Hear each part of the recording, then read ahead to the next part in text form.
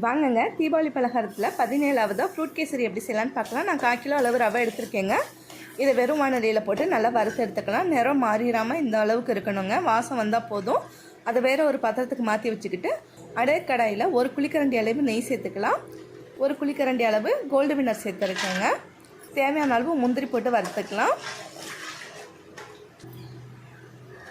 தேவையான அளவு கிஸ்மிஸ் சேர்த்துக்கோங்க. அடுப்பை சிம்மில் வச்சுட்டு 3 பங்கு அளவு தண்ணி சேர்த்துக்கோங்க. நீங்கள் பவுலில் அளக்குறீங்கன்னா 1 பங்கு ரவைக்கு 3 பங்கு தண்ணி. தண்ணி நல்லா கொதிச்சு வரட்டுங்க.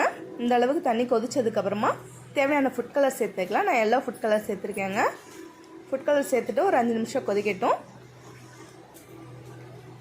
நான் 1 கை அளவு டூட்டி ஃப்ரூட்டியும் 1 கை அளவு செர்ரி பழம் கட் பண்ணி எடுத்துருக்கேங்க. இது ரெண்டையுமே அதில் சேர்த்துக்கலாம்.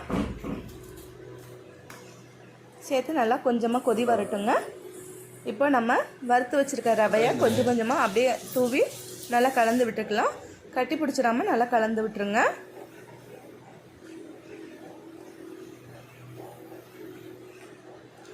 ரவை நல்லா வெந்து வரணும். அந்தளவுக்கு கொஞ்சம் கிண்டிகிட்டே இருங்க.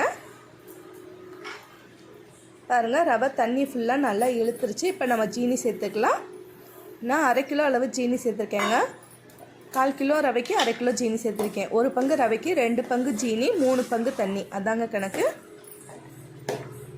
நல்லா கலந்து விட்டுகிட்டே இருங்க. ஜீனி போட்டோன்னா மறுபடியும் இலக்கம் கொடுக்குங்க. இன்னும் கொஞ்சம் நல்லா இறுகுனதுக்கப்புறம் நம்ம ஸ்டவ்வை அடுப்பை ஆஃப் பண்ணிவிட்டு தேவையான அளவு கொஞ்சமாக நெய் சேர்த்து நல்லா தடவி வச்சிடலாம். இது கொஞ்ச நேரத்தில் நல்லா இறுகி வந்துடுங்க.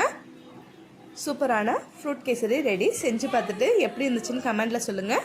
என்னோடய சேனல் உங்களுக்கு பிடிச்சிருந்துச்சுன்னா லைக் பண்ணுங்கள், ஷேர் பண்ணுங்கள், மறக்காமல் சப்ஸ்கிரைப் பண்ணி வச்சுக்கோங்க. தேங்க்யூ.